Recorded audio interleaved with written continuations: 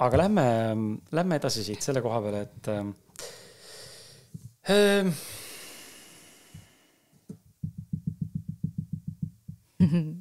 mõttepaus.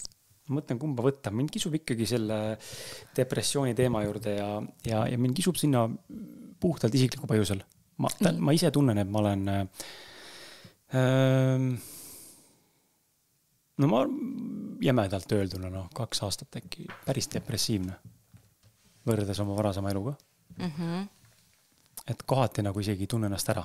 Ja ma siin saates ju iga vaataja kuulaja tema ju aru ei saa ja peagi aru saama sellest, aga ma olen igapäevaselt ikkagi nagu päris kurb ja ma olen seda varem siin kuskil öelnud ka, mul ei ole nagu raske seda väljendada või nagu varjata, et see ei ole nagu mul mingi see koht, kus ma nutma hakkan, aga võib-olla hakkan ka, aga see on okei, aga mul ei ole nagu midagi varjata, et ma olen päris depressiivne, see on nagu aus sükke nagu tunnistus, ülestunnistus ja naine on ka, me mõlemad oleme nagu samas sopis mõnes mõttes ja no ei paista nagu seda valgust eriti see koha pealt. Tähendab, valgust paistab, motivatsioon ikkagi üleval tegutsed, et ma ei ole ju apaatne, istu diivanil ja ei logele ja ei lamaskle. Tegutsen, aga ärevuse, stressi, mure, hirmu ja depressiivsuse nagu foon on nii tugevalt iga päev üleval, et kui sa ütlesid see sama lause, et NLP aitab nagu nendest korduvmõtetest ja sundmõtetest luubist välja saada, siis ma olen täna nagu täis luubis kahe tugeva teemaga. Ja ma ükspäev mõtlesin selle peale, et kurat, kui ma saaks panna andurid külge ja näidata endale ja inimestele, kui hullusti võib üks inimene ketrata ühte asja päeva jooksul 100 kordi lihtsalt. Ja ma olen aru, et ma teen seda. Siis sajab hulluks. Ja samal ajal ma näin välja nagu täitsa elujõuline ja töötav inimene. Ja siis mul käis eelmises saates, sinu saade oli praegu nüüd on väljas, siis eelmine saade oli ühe surfariga, kus ta rääkis sellest, kuidas ta on 20 aastat nagu ärevuse fooniga elanud ja töötanud ja mis inimesena tegelikult nagu teeb. Ja mõtlen ka, et issand, kui haige nagu milline võimekus on tegelikult nagu inimesel kanda mingit koormat tema jaoks on ja ma ütlen, minul on maailma raskuse peale, aga me kõigil on oma probleemid. Aga ma arvan, mõned probleemid on kindlasti keerulisemad kui teiste probleemid ja mõned on päriselt pseudoprobleemid ja mõned ei ole pseudoprobleemid. Et siis mulle tundub, et mul ei ole nagu pseudoprobleeme või mul on päriselt nagu sellised survival probleemid ja ma reaalselt mõtlen, et kus kurat on antud seda tuhhi, et nagu sellise asjaga nagu toime tulla. Ja küsimus ongi sulle, et võib-olla natuke rääkida ka sellest veel depressiooni võib-olla koha pealt või sellistest sundmõtetest või ärevusest või stressi nii tugevast foonist, et kuidas nagu selle poolega endas nagu tegelikult tegeleda, sest et ma arvan, et ma ei ole ainukene, kes seda kogenud on ja kes kogeb ja tänane maailm kogu selle informatsiooni ülekülluse ja retsilt kiirendatud dopamiini laksuga muudkui toodab juurde seda ja kõik saavutavad siin, ma ei tea, Ameerika mägesid iga päev, siis võibki tekkida tunne, et ongi nagu väga hull seis endaga. Et natuke peatuks siin ka. Ja sa võid küsida mul ka meie vastu, kui sa tahad, ma saan sulle juurde rääkida, aga ma suunan sind enda nagu väikse taustalooga selle küsimusega, selle teema juurde, et depressioon, stress, ärevus ja selline tugev foon, et mõne mõttes nagu tekib isegi vahepeal võib-olla inimesel ja mul on ka tekkinud see tunne, et tegelikult tahaks vist elu lõpetada. Ja see ei ole nagu päris nagu 100% mõte, ma nüüd lähen võtan endalt elu, aga need mõtted taustal tekivad, aga lihtsam oleks ära minna. Nii öelda. Hästi eksistentsiaalselt lähen korraks, aga lihtsalt tahaks kuulda sinu mõtteid. Kuidas sellega toime tulla? Mida teha sellise olukorras võib-olla või mis aitaks või mis aita? Ma saan kohe sulle öelda, et ma ei tea, mis aitab, sest et mina ei ole lasknud endal nii kaugele minna. Et mul tekibki praegu peas küsimus, et see ei ole üldse etteetev küsimus, aga mis on toimunud, et sa nagu nii kaugele oled nagu lasknud selle asjal minna, et sa juba vahel mõtled neid mõtteid, et lihtsam oleks ära minna. See võib olla seotud, su mõtte vahel, see võib olla üldse seotud mitte sellega, et päriselt tahaks ära minna, aga see on selline võib-olla nagu ohvri mentaliteedi nagu sügavam aste juba, et ma enam ei jaksa. Aga see mõte käib sul peast läbi. Jah, sest enam jaksa, et tegelikult ei jaksa vaimselt enam. Füüsiliselt jaksad, aga vaimselt tegelikult ei jaksa enam. Lihtsalt minul on see veendumus, et meie aju on nii hell ja nii tundlik asi, et kui sa juba ühe korra jõuad mõelda seda mõtet, siis sa ei tea iialgi, kuhu see mõte sul praegu peas maandus ja mis ta seal edasi teeb. Ta võib seal vohama hakata ja see on päris hull asi. Ehk et minu depressiooni kogemus, et ma olen ise ka, mul on diagnoositud, aga mul on nagu nii raske öelda, et ma kogen depressiooni, eks ole, et kuidagi nagu, ma ei tea, mis mul seal vastu on. lihtsalt minu kogemus on see, et ma olen väga lähedalt, väga pikka aega depressiooni kõrvalt näinud. Lihtsalt tollel ajal sellest ei räägitud nii palju ja minu meelest minu teada seda diagnoosi sellele noormehele ei pandud ka, aga ma nägin seda nii lähedalt.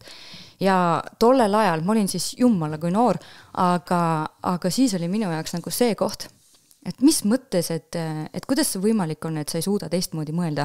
Kuidas üldse elu saab mõtet olla, vaata? Kuidas on üldse siuke mõte sul peas, et lihtsam on ära minna, eks ole.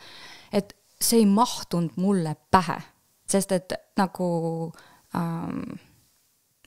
ma nagu oskan nagu seda võrrelda seda, et kui ma siis tollel korral, kui ma nagu seda mõtet ise päris siiralt esimest korda mõtlesin, et ma tundsin ära üsna varakult, et ma olen väga sarnase praegu käitumise, mõtlemise tundega kui see noormees. Liigun nagu mõneti sarnases suunas. Ja siis mul oli nagu oma peas veel see lause ka, et jessas, et ma saan tast aru, et ma sain esimest korda nagu aru, aga mul oli see häirekell, sest et see kogemus, mida mina olin kogenud seda kõrvalt, ma olin näinud, mida depressioon nagu kuhu see välja võib jõuda ja mismoodi see kõrval inimesi nagu mõjutab. Ja mul on nagu see, et sukst asja ma nagu ei taha teistele ja endale ja nagu kuidagi, et midagi peab ette võtma. Et need äratuskellad, need häirekellad hakkasid väga varakult pihta, sest et kuidagi see teine pool oli nagu mul väga see elamise tahe ja see kuidagi see alles jäämise tung on nagu mul väga-väga suur. Ja siis mina lihtsalt läksingi endast aru saama, et nii, kuna mul tollel ajal oli enda ümber väga palju selliseid inimesi, kes tegisid A alternatiivmeditsiiniga ja B psühholoogiaga, et tollel ajal olid. Ja nemad nagu hästi palju nagu toetasid mind ja ma käisin siis, saingi esimest korda selle diagnoosi. Ma ütlen ausalt, ma tõesti suhtusin sellesse siis kui diagnoosi lihtsalt, et nii, nüüd mul on nagu kliiniline depressioon. See tähendab seda, et ma pean oma elu ümber korraldama. Minu jaoks tähendas see seda, et enam niimoodi ei lähe edasi. Ma tulin töölt ära, stressitaset täiega maandasin. Mul oli, kuna minu see depressioon oli hästi tugevalt oli seotud ka mu tervisega. Praegu tagasi mõtlen, see tervisaeg oli ikkagi, ma tõesti mõnel aastal olin lausa 3-4 korda haiglas niimoodi pikka aega, eks ole, ja niimoodi käisin edasi tagasi. Ja mul oli veel see ka, et kui ma haiglast välja sain, siis ma hästi pikka aega pidin arvestama sellega, et kui kaugel on minu olemisest WC. Et isegi siis, kui ma läksin kuskile reisile ja kuskil nii-öelda, ma ei tea, linnas jalutasin, ma pidin teadma, kogu aeg hoidsin silma peal, et seal ma saaks vetsu ja seal, ühesõnaga mul oli nagu selline väga ebanormaalne selline elu, aga ma tahtsin nagu seda tagasi korda saada. Ja kui see depressiooni seega tuli, siis ma nagu sain aru, et okei, et mul on nagu asi väga tõsine ja ma pean edasi liikuma. Ehk siis ma ei oska seda öelda, et kui sa oled juba nii kaugele jõudnud, minu jaoks on see, et nagu, kui see tõesti on juba sellised mõtted ja sellised asjad, eks ole, siis see on selge märk, et palun tee midagi. Su keha ütleb, su vaim ütleb sulle midagi, et palun muuda midagi ja väga drastiliselt muuda, sest depressioon ei ole nalja asi, see pole mingi siuke asi, et ma lihtsalt ütlen, et mul on depressioon ja nüüd tundke mulle kaasa, vaid et nagu see on tõsine asi, see võib nagu väga paljusid inimesi väga halvasti nii-öelda mõjutada, No vaata, siis inimesed kuulevad enne ja ma ise üritan ka nagu kaasa mõelda enda seisukohast ja panna ennast nagu kuulajate vaatajate seisukohtadesse, kellel võib olla sarnane olukord või hullem või kergem nii-öelda. Et ega mul ka ei ole ju nagu nii-öelda kliinilist või meditsiinist diagnoosi pandud, aga ja ma tegelikult ei tea, kas see on, ka ma kogen depressiooni, aga tunnen, et ma olen nagu negatiivne ja depressiivne ja apaatne ja emotsioonitu ja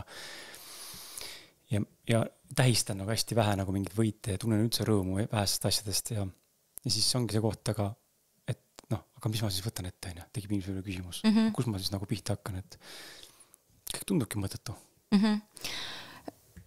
Ma mäletan seda, kui mul endal oli ka, et kõik on mõttetu, eks ole, aga kuidagi nüüd tagant järgi ma olen nagu need kahte Annikat ma olen nagu võrrelnud. See Annika, kes nagu esimest korda depressiooniga kokku puutus vaatlejana ja kes ei saanud aru, et kuidas on võimalik niimoodi tunda, eks ole, üldse nii mõelda. Ja see Annika, kes nagu tõesti mõtleski, et kõik on mõttetu, siis seal on nagu hästi suur erisus ja ma arvan, et võib-olla see ongi see võtmekoht, et see noor Annika, kes seal nägi, et see on nagu imelik, et kuidas saab niimoodi mõelda, et elu on mõttetu või kõik on mõttetu.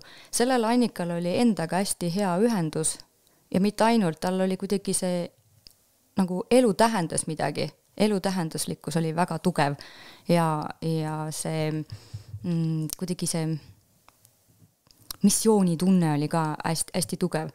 Et selline kuidagi nagu selline, võib-olla see muidugi ma olin noor ka ja ma kasvasin, eks ole, et kuidagi nagu see asi ka ja mul uudisimu, et noh, et kuhu siis välja jõuab, eks. Aga too Annika, kes selle diagnoosi sai, siis ta oli nii lappes. Esiteks tal nagu, ma olin ennast tollel ajal nii palju maha surunud, materdanud, kuskile mingitesse raamidesse paigutanud, kellegi teiste reeglite järgi elanud. Elu tähendas seda, et sul tuleb pere luua, lapsi saada, tööl käia, on ju, nagu mis asja. Ja siis kuidagi see tähenduslikkus oli nagu nii pinnapealne ja siis sa nagu, ma nii mäletan seda momenti veel, ma nii mäletan seda momenti, kui ma mõtlesin seda, et kõik on nii mõttetu, ma sõitsin veel autos ja ma vaatasin troll möödus meist ja siis trollis istusid inimesed, siis ma mõtlesin, et vot siis ma mõtlesin, nagu ma vaatasin ja mõtlesin, et issand, kui mõttetu elu on. Ja nüüd ma olen nagu sellest aru saanud, et mul ei olnud siis seda ühendust nagu laiemas plaanis. Aga kui sa oled depressiivne, siis seda ühendust muidugi on nagu praegu nagu raske saada, aga see oleks see eesmärk, kuhu nagu liikuda, et ja professionaalset abi saada ja samas nagu ka see, et võib-olla sa kaldud lihtsalt rohkem nagu olema melanhoolsem ja mitte nagu, et see melanhoolne nagu inimene ei ole ju läbi ja lõhki depressiivne, eks ju.